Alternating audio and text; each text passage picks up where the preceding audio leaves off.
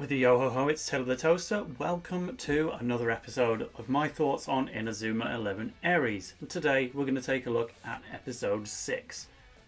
But this is a bit of an interesting one because this one is the first to kind of properly be a two-parter. It's always been Inazuma tradition where matches will very, very rarely fit into one episode. Like Rampart Junior High was the exception to the rule, as it were. Almost every episode in Inazuma will see some kind of match take place across several episodes, but this one will not go through the whole thing, so we will not see the outcome of Polestar versus Kirkwood, the match we're going to be taking a look at today, in this episode. And a couple of people have asked in the comments, or just generally asked me before I started doing these, you know, when we actually get to the multi-part match episodes, how are you going to do it? Are you going to do an episode of your thoughts for the match itself or just that episode? I was kind of back and forth on that one because yeah, it does make sense to talk about the matches as a whole, give you full thoughts on everything, and there's only so much story stuff that can happen in kind of half of a match. But ultimately, you know, when I watch the show, I've never really done anything other than binge watch full matches at once. Like, if I'm sitting down to watch an episode, I'll watch several. I've never watched them live as they were coming out, never watched them on an actual television. So pretty much whenever I watch part of a match, you know, I've finished it. I've watched however many episodes it took to complete the thing. I've never really just sat down and judged an episode of a match by itself. So I think by keeping the episodic structure here, I think that'll be an interesting look. What actually happened in this particular episode, episode 6, The Flame Striker, and where did it leave off? What were you thinking for the week of airtime before the next episode aired on television to conclude those worries? So let's take a look at that match. So it starts off with Axel and Jude having a little bit of a head-to-head showdown, and it is great seeing previous members of Raimon taking each other on in this format as opponents. Obviously, Axel has taken on Jude when Raimon faced Royal Academy in the previous episode, but now they're just on neither of these teams. It's flipping Kirkwood versus Polestar Academy, but they've still been reunited in this sense, which is cool. It doesn't last long though, because the main thing I appreciate about this scene is we actually get our first bit of OG soundtrack from this. Like every single bit of music from Ares that you've probably been hearing in the background of these videos as well, it's all been brand new, subdued orchestral stuff, which is good for what it does. You wouldn't really remember any particular track in its own right, but it builds the atmosphere very well. But right here we get the comeback of Axel's proper theme. It's no fired up activate burning phase, but it's still the classic you can never forget. It does make an appearance in Ares, and that's the first bit of OG music, which is all pretty good. But shortly after that interaction, we're actually going to go into a flashback and explain a little bit more about what Axel is doing on Kirkwood. Of course, if you're already familiar with the kind of ambassador scheme that put Jack on Rampart, Jude on Polestar, then we already know that Axel has been put back on Kirkwood to train them up as football players, but this is the first time we actually get to see them doing that. We see the impact of how Axel was actually able to improve this team, and it's a really important scene. We get a little line from Malcolm Knight, the guy who would end up on the Dark Emperors in this season if we were on the original timeline. Ares, he doesn't have to turn to the dark side. But Malcolm Knight gets a line before even the Kirkwood Murdock brothers get a line, and I've been waiting an episode and 4 minutes now for these guys to speak because I love the way they talk.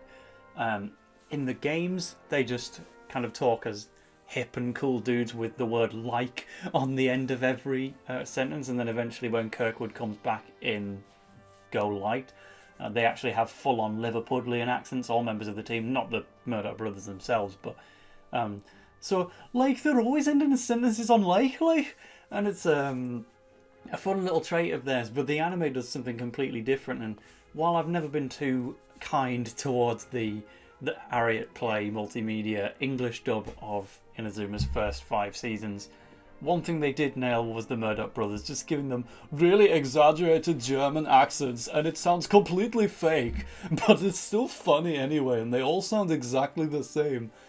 But now that Ares has actually got a proper professional voice acting crew, I didn't know whether they were going to keep the joke going, or if they were just going to give them standard American accents like everyone else. But nope, they went out of the way to make sure they sounded as stereotypically German as they possibly could, and I love it. We even get to see not just all of the OG Kirkwood players come back, but even their coach has been a real speaking role so far, and I think that's great. Just while we're getting all these new teams like Polestar and Rampart and the new Raimon, we're also starting to expand on some of the teams that have already existed. Kirkwood has no new players on its main roster, but you know, we only ever had focus on Malcolm Knight and the triplets before, so now we've given everyone kind of a second chance here, and I like that. But they do also have first-year players within the club, even if they're not playing the match. We actually get to see two girls called Joni and Hillary, and I say girls with a bit of an asterisk, because right, you've got Joni in the hat. She's definitely a girl, no doubt about it. And you've got this one over here who, you know, visually could kind of pass for either. I wouldn't want to make a guess. But then the voice is a little bit masculine, but then the name is Hillary. So I'm like, oh, well, it's Hillary, so it's a girl then. And then when they actually get into this three-way duel that the triplets challenged, you know, you've got the three Murdock brothers against Axel and the two first-year girls. Yeah, Axel passes to Hillary, and then Murdock brothers like, there's no way he can catch up to that. I'm like, wait. So is it a girl or is it a boy or is it neither one of them? I don't know. I'm not about to self-insert my own definition into this, so maybe I should check the Japanese names.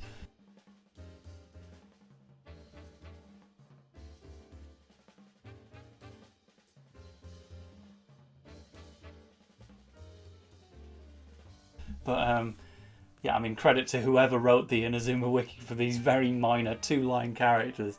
But yeah, with the power of Axel and the new recruits, Axel wins the duel 3-0, which forces the Murdock triplets to back off with the cockiness and finally listen to their ambassador and get better at football and teamwork. And then we cut back to the match to see that teamwork in action. And it's one of the bad points of the episode and series.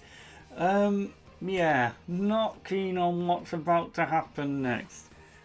Basically, I introduced in the Rampart Jr High match the concept of overrides. This was going to be kind of the new gameplay mechanic in the video game version of Inazuma 11 Ares.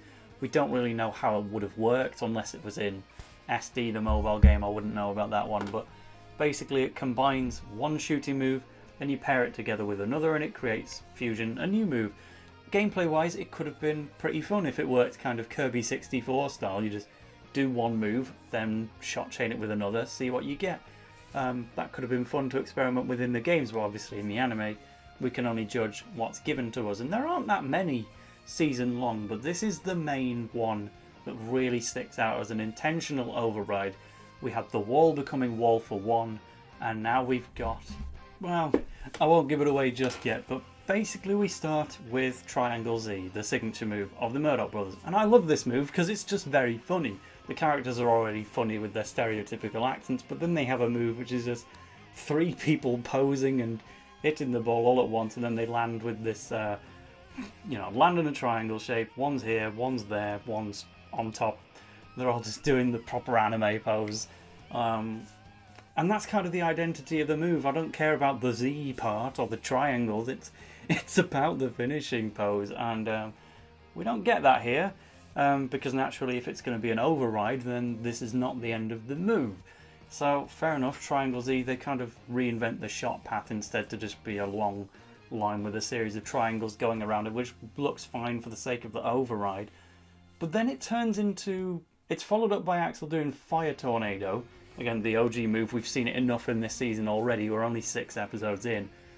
But then they decide to give a name for this combination of Fire Tornado and Triangle Z, and you know, it could be Triangle Tornado, Fire Triangle Z. Yeah, there's all kinds that it could be to fuse them, but no, instead they gave it a different name. And that name was Fireball Storm. And when I saw this, I blacked out. I blinked to double check I'd read it right, and my disappointment was a bit immeasurable, because not only did I no longer have the finishing pose of Triangle Z that I wanted, but also they've taken the name of probably Axel's most iconic move after Fire Tornado itself. The Fireball Storm that he would be learning in Season 2. Obviously this is a different timeline, so he's never going to get that move, but instead he gives the name to this, and it's just so much less climactic than the real one. Instead of the Bakunetsu Storm with the explosive genie and the massive power of Axel Blaze in his solo shoot, which kind of invents fighting spirits on the spot. Fair enough, I'll definitely take a move that makes sure that fighting spirits don't exist in this timeline. That's a good thing, but yeah, Fireball Storm is such an iconic move, and to give it purely to the concept of combining Fire Tornado with any other move, not on board with that at all, and that kind of put me off overrides pretty quickly. And even when Axel's done his goal, which obviously does successfully score against Elliot, what's he going to do? Yep, no pose, it's just, that's the goal, that's Fireball Storm, enjoy it. It's not long after this either that Kirkwood actually get their second goal too. Murdock brothers do another Triangle Z, so this time it is just the move on its own. So if it's not overriding, we'll get the pose this time, right?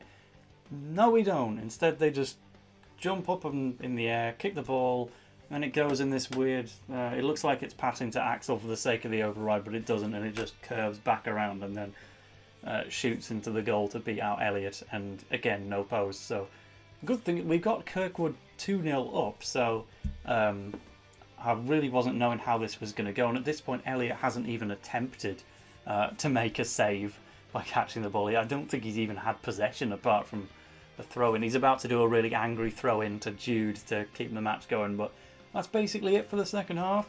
Kirkwood winning 2-0 with some somewhat disappointing moves, but good general storytelling with the matches. I couldn't follow this one or predict how it was going to end, so happy with that first half overall, despite the sadness of the override. Now, between the first half and the second half, we have a little chat, obviously with Elliot, Jude and the rest of his team, and it kind of shows how he's not grasping the point of why he's been put in goalkeeping, but I especially love the acting that happens here, because Elliot's like, put me back on forward, I would have no problem with these guys. And yeah, he's saying, I wouldn't lose to a guy like Axel, while holding Jude by the scruff of the neck. But then he just blurts out, you don't know him like I do. It's like, whoa, steady on, Jude. He was just talking normally a second ago. And then as soon as Elliot brings Axel into the fray, Jude just goes up to 180, just absolutely shouts at this guy and breaks free. And big up to Bryce Papenbrook. Yes, he voices not just Basil Hardy, but also Jude Sharp. I love the bit of delivery on that one. And yeah, Elliot shuts up then and he goes back into goal for the second half to see if maybe he can figure out the point of why he's been put there, because he's not done a spectacular job of that so far. In fact, it gets worse, because as soon as the second half begins, Elliot just charges out of goal and goes on a solo run. And to give him credit, he gets quite far, but he's obviously left the goal wide open and makes it relatively near to the goal, but eventually big up Malcolm Knight. Rip the Dark Emperors, but he's still going to get to do something as a Kirkwood player. Brings the OG spinning cut into play. And, yep, passes to Axel, and it's like, oh well, there's no one in goal now. We're going to be 3-0 down. I guess Kirkwood have got this one. But no, all four of the defenders actually band together to body block that one. We get to see the Mickey Way, who was so offended to not be in goal, get to do the first bit of actual goalkeeping of the match anyway, so... Well done for that one, I guess. They do stuff. Well, this is the point where Captain Acker Reese gives Elliot a few choice words on what just happened. Naturally, you're not really just going to let him get away with that one. And this is the point where we finally start to realise, well, Elliot starts to realise, oh, I've been put in goal to gain a better understanding of how the offence of Kirkwood works, so that I can beat them using the power of teammates, like Axel is doing with the Murdock triplets, who previously had the same attitude as Elliot himself. So it took surprisingly long to get there. I didn't think it would take this far into the match for Elliot to have that moment and come out. I think, yeah, we're well within the second half at this point. But yes, so there is a moment where Kirkwood are on the offense, and then Elliot identifies who was going to be taking the shot. It's going to be Axel, and he goes and sliding tackles him. And that's really good. I love, obviously, the scene with Acker Reese, just because I think it's becoming quite clear that I like that guy. He's probably my favourite member of the team, and he sets up the actual star of the moment to get his sliding tackle. And at that point, finally, he's achieved what he was supposed to do. He didn't do goalkeeping per se. He did defending from within the goal, but hey, we're not going to see him catch anything. Unless you're playing the mobile game Inazuma 11 SD, they do actually give him a goalkeeping move in the mobile game, which is pretty funny. It's just called Penguin Catch. It's not as good as Penguin the Hand or anything. Sorry, Mecha Mark, you can sit on your throne forever. Elliot's not coming for you. But yes, there is a second Penguin Catch in the series, and we're not going to see it in the show, but we did have that in a spin-off to reference Elliot's brief stint as a goalkeeper. He is, of course, never going to do this again.